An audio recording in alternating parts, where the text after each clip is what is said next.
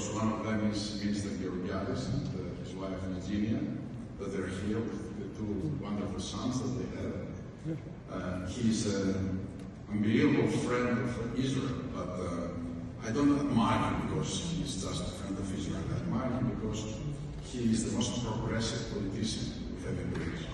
Someone says things with its name, someone who is not afraid to tell things that he believes, and things that resonate with people that have common sense. Mr. Άδωνις Γεωργιάδης.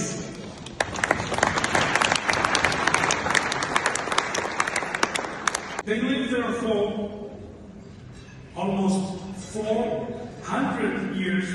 They were expelled 400 years ago from Spain and moved to the beautiful city of Salamanca, which then was the center of the Spanish Jewish community and nicknamed Jerusalem of the Balkans, Yerushalayim shel HaBalkanim. When I served as the Minister of Science and Technology, I came to Athens on my way to Salonika, where I represented the State of Israel at the March of the Living. I met with Minister Georgiadis, who was then the Minister of Development. Well, the meeting was only supposed to last for 30 minutes, but we met for nearly an hour and a half. We talked about new agreements, cooperations, but most importantly, we talked about the long journey our two nations have gone through. We closed our meeting. We agreed that we are two ancient nations with one great future. So, it's my privilege and honor to introduce one of the State of Israel's closest friends, who has reflected unwavering support for our country, who truly understands the real threats against Western civilization. And my friends, the threats are serious. Don't be naive. They want all of us. Israel is just the first front. Europe is the second front. And the United States of America is the third front. Don't be naive. And the minister, as I said, understands the real threats.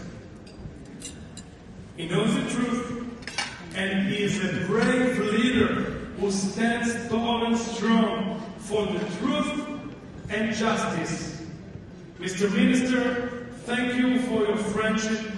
Thank you for your unwavering support to the State of Israel, the homeland of the Jewish people, and the floor, Mr. Minister, is yours.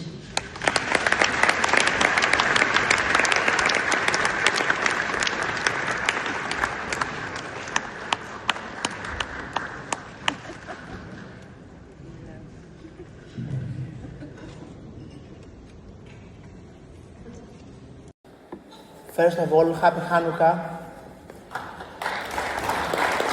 It's a great honor for me being here and addressing to you all. I feel deeply honored defending Israel in my country in these very difficult and turbulent times. And I will tell you why. 2 days ago, we wake up with this terrible terrorist attack in Australia. You have my deepest condolences for what has happened. I would be very happy to say to you that this would be the last time, but I'm not sure. Because antisemitism has come back. And during these last years, something extraordinary happened. Israel was hit severe on the 7th of October to an attack that we couldn't believe that it would happen in our time. And after some months, the public opinion in various countries started to accuse Israel for the attack to Israel. It's totally insane. So I'm here to say to you, first of all, one thing. Israel is not alone. I'm very proud to say to you, and I welcome back to the history of Maccabeus and Hanukkah, that not only me, not only the Greek government, but the Greek people stands with Israel in its vast majority.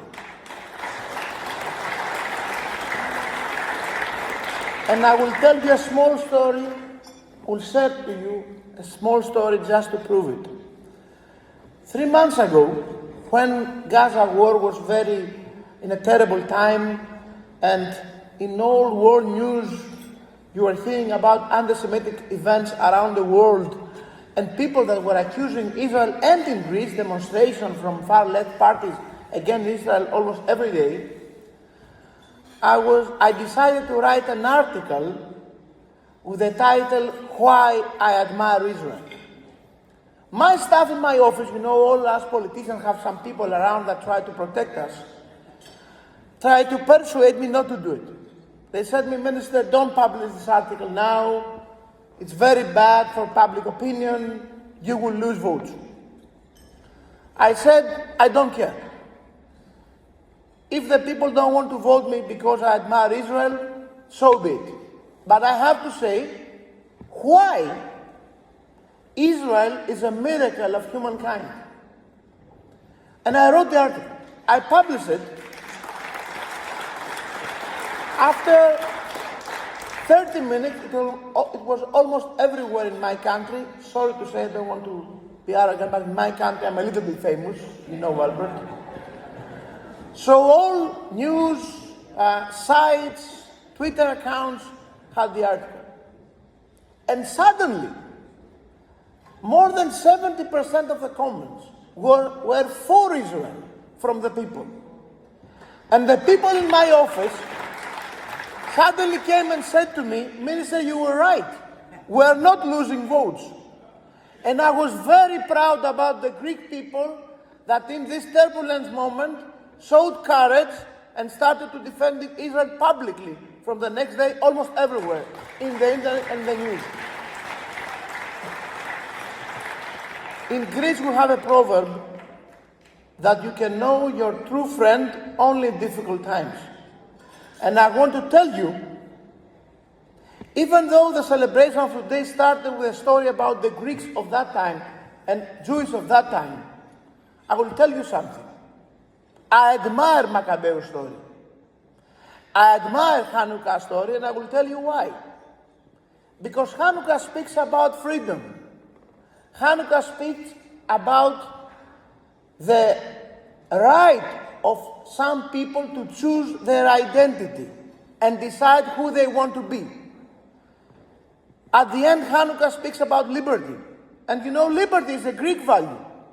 So you defended your Jewish identity at that time, but you defended Greek values also. And I will tell you something about today. Israel is not fighting a war for Israel alone. Israel is fighting a war for the Western civilization. Many times when I'm in TV or in the parliament and I have to defend why our government supports Israel so much, and they accuse me of being a racist and not be sympathy to people that are being dead in Gaza and whatever, I always tell them just one argument. Have you seen Arab origin people thrive in Israel? They say a lot. In Israel, Arab origin people, they can live, have their families, be elected to the Knesset, have a very prosperous life. Can you see one Jewish people in Gaza? Can you see one Jewish people in any Muslim country having the same kind of life? This is the main difference. And this is why Israel in the Middle East defends Western values. And I have to tell you to my Jewish friends, you lost the war of propaganda during this time. I'm very sorry to say. I know from my position that during this terrible Gaza war, the people that really didn't give any value to human life was the people of Hamas. They were using their own people as human shields. They were keeping, even to show to the rest of the world that there was a starving problem in Gaza caused by Israel, even though Israel was trying every day to provide food to the people of Gaza. Even when the military, the IDF, was entering Gaza, always before they were trying to say to the people who are going to come to this neighborhood, please leave this building, we want to protect your life. But all this tragedy that proved that Israel tried to reduce casualties of innocent people was nowhere in the news. The only news someone could hear was bombs or rockets or whatever from Israel. And when a terrorist attack was happened to Israel, almost nobody learned about it. We have to fight very hardly to reverse this image, because antisemitism now has grown up again. And Jewish people deserve to feel safe, deserve to have their own way of life, deserve to protect their identity.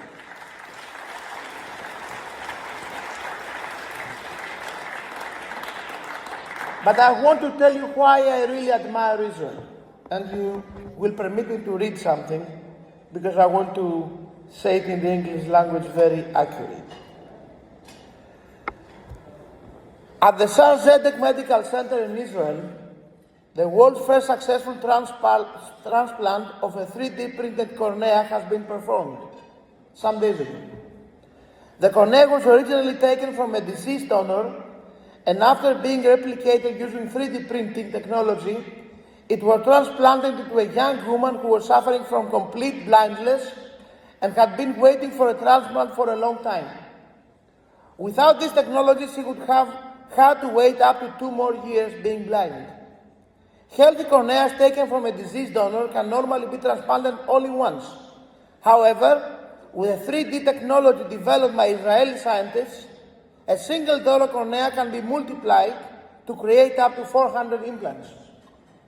The method is based on etc. This is just one small example of how Israeli science can prove human life as we speak around the world. And for me, it's very touching that in Israel, or by Jewish scientists here in the United States of America, or to Europe, you have provided to humankind new therapies for cancer, new therapies for various diseases, and people that even may hate Israel or fight Israel, being cured by the science that was provided in Israel.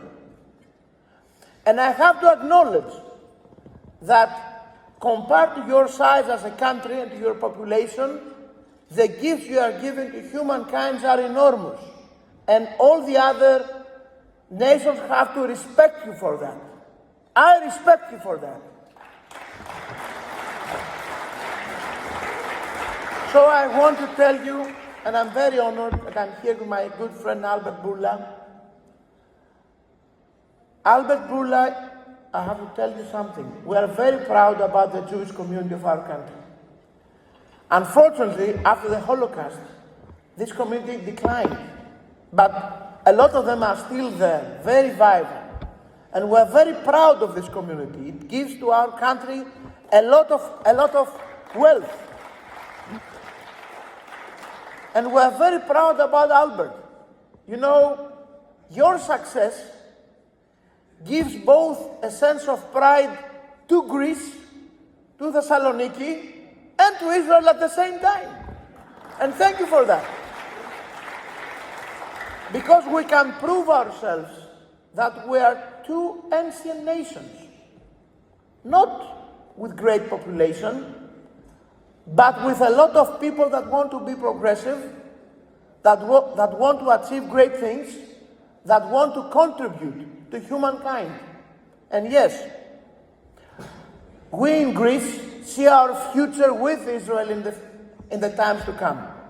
In 1 week, our Prime Minister, Kyriakos Mitsotakis, will be in Jerusalem for the trilateral dialogue between Greece, Cyprus, and Israel. And we wanted to go now. You know that in Europe, many people still can't see the bigger image. They want to exclude Israel even from Eurovision and say that you shouldn't participate to a song contest. Isn't this anti-Semitism? Pure anti-Semitism? So our Prime Minister is going to Jerusalem now to show and make a statement. We stand with Israel and we will fight all this together. So thank you very much for this invitation. It was a great honor. My friend Shula, thank you very much for the invitation. I really thank you for that. And my friend Veta Matafia from Athens, that really made this possible. Thank you very much. Happy Hanukkah.